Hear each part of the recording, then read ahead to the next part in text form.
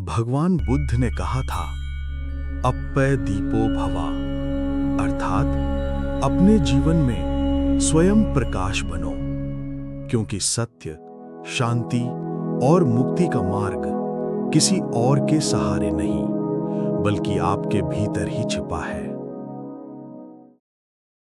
लगभग 563 ईसा पूर्व शाक्य गणराज्य के अंतर्गत वर्तमान नेपाल की लुम्बिनी में एक राजकुमार का जन्म हुआ।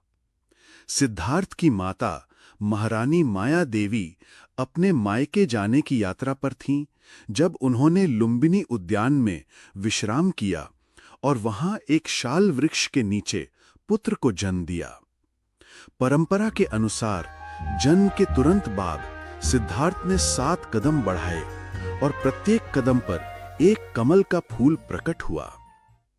ज्ञानी पुरुषों ने भविष्यवाणी की कि राजा शुद्धोधन के इस पुत्र का जीवन या तो एक महान चक्रवर्ती सम्राट के रूप में होगा या एक महान आध्यात्मिक गुरु के रूप में। उसका नाम रखा गया सिद्धार्थ, जिसका अर्थ है जिसका उद्देश्य पूरा हो। आगे चलकर यही बालक गौतम बुद्ध कहलाए, जिन्हें संसार जागृत पुरुष, द एनलाइटेंड वन के रूप में जानता है। सिद्धार्थ कपिलवस्तु के भव्य और सुखदायी राजमहल में पले बढ़े। उनके पिता राजा शुद्धोधन ये आशा रखते थे कि उनका पुत्र एक महान शासक बने, न कि एक सन्यासी साधु। इसी कारण उन्होंने सिद्धार्थ को जीवन की कठोर वास्तविकताओं से दूर रखा। सिद्धार्थ को सभी सुख सुविधाएं दी गईं और उन्हें दुख, बीमारी तथा कष्ट से बचाकर रखा गया। सर्वोत्तम शिक्षा प्राप्त करने के बाद वे राजकुमार बने और उनका विवाह राजकुमारी यशोधरा से हुआ, जिनसे उनका एक पुत्र हुआ जिसका नाम राहुल रखा गया। फिर भी राजमहल की सारी भव्यता के बीच सिद्धार्थ अक्सर गहरी बेचैनी और किसी उच्च सत्य की मौन खोज का अनुभव करते रहे। भव्यता और असीम सुख सुविधाओं की दुनिया में रहते हुए भी सिद्धार्थ का जीवन उस समय अचानक बदल गया जब वे महल से बाहर निकले। वहां उन्होंने जीवन की अनिवार्य सच्चाइयों को देखा। एक वृद्ध व्यक्ति जो उम्र के बोझ से झुका हुआ था, एक रोगी जो पीड़ा से कराह रहा था और एक शव को जिसे शमशान ले जाया जा रहा था। इन दृश्यों ने उन्हें गहराई से प्रभावित किया और यह सत्य उजागर किया कि दुख ऐसी वास्तविकता है जिसे न धन से टाला जा सकता है, न ही शक्ति से। अंततः उन्होंने एक सन्यासी को देखा, एक शांत वैराग्यपूर्ण भिक्षु को, जिसने उन्हें एक उच्चतर मार्ग की आशा दी। इन अनुभवों से विचलित होकर जब सिद्धार्थ महल लौटे तो संगीत, उत्सव और ऐश्वर्य सब निरर्थक प्रतीत होने लगा। उनके हृदय की लालसा अब सुख के लिए नहीं बल्कि सत्य के लिए थी।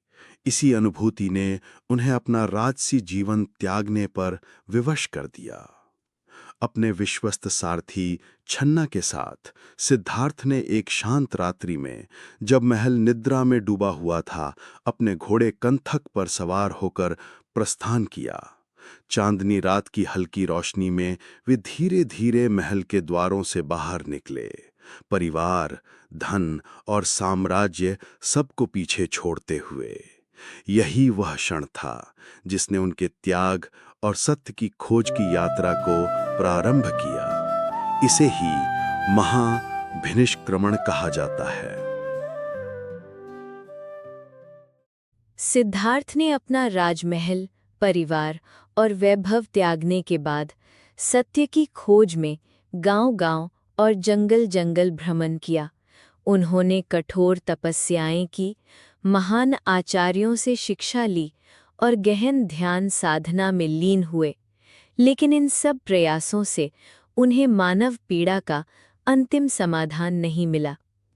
अंततः बोधगया में एक विशाल पीपल वृक्ष, बोधि वृक्ष के नीचे उन्होंने गहन ध्यान में बैठकर प्रण लिया कि जब तक सत्य की प्राप्ति नहीं होगी तब तक वे उठेंगे नहीं।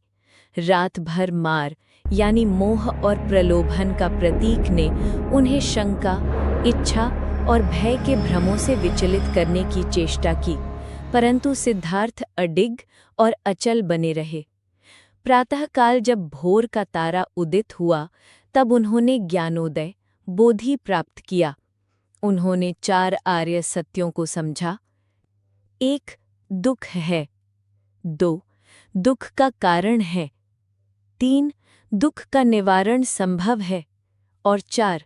उसके निवारण का मार्ग है, यानी आर्य अष्टांगिक मार्ग।